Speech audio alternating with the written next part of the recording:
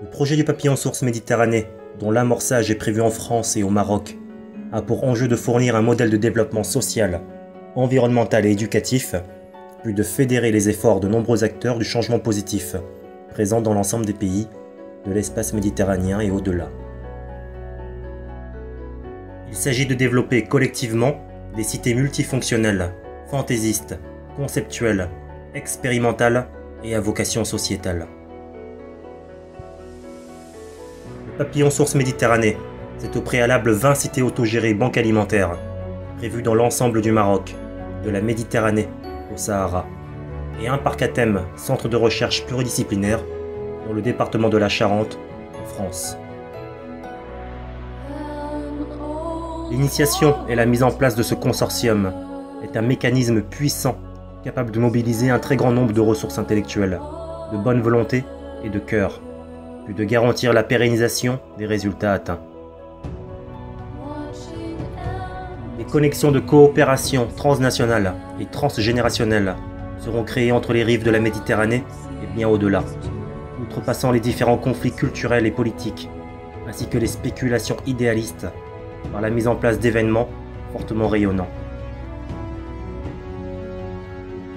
Il s'agit d'un processus transnational innovant, amorçant un mouvement général d'union des cœurs et des cerveaux, puis d'un outil puissant de cohésion nationale et de diplomatie sociétale. Il s'agit d'un mécanisme de révélation et d'échange des pratiques les plus innovantes et les plus naturelles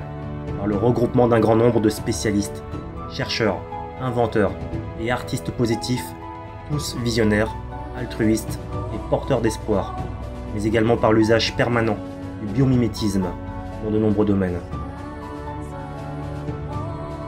Parmi les deux modèles de cités conçus,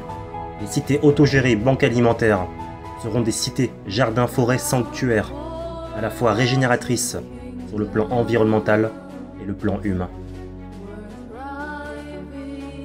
Beaucoup de gens s'accordent à dire que les terres arides devraient jouer un rôle majeur dans la production agricole mondiale et contribuer à répondre aux enjeux climatiques. Les cités autogérées banques alimentaires ont donc pour mission principale d'assurer la stabilité et la sécurité alimentaire et pour mission secondaire de lutter contre les processus de raréfaction de l'eau et de désertification dans les régions arides et semi-arides. Dans ce cadre, un procédé agroclimatique novateur, développé par le programme L4Dev, permettra de relever de nombreux défis environnementaux et sociétaux dont font face le Maroc, les pays de l'espace méditerranéen, les pays du monde arabo-berbère musulman et les pays africains. Ces cités autogérées seront des vitrines du progrès à venir, dans la modernisation du système de la sécurité alimentaire, de l'amélioration des politiques agricoles et hydriques, de la géo-ingénierie, du conseil agricole, du transfert de technologies vertes nouvelles et performantes, puis de la formation par l'expérience. Voici donc venu le temps d'amorcer l'union des peuples tant désirée, et celui d'élever conjointement les nations françaises et marocaines au rang de modèles de développement sociétal à suivre, puis de moteurs du changement positif.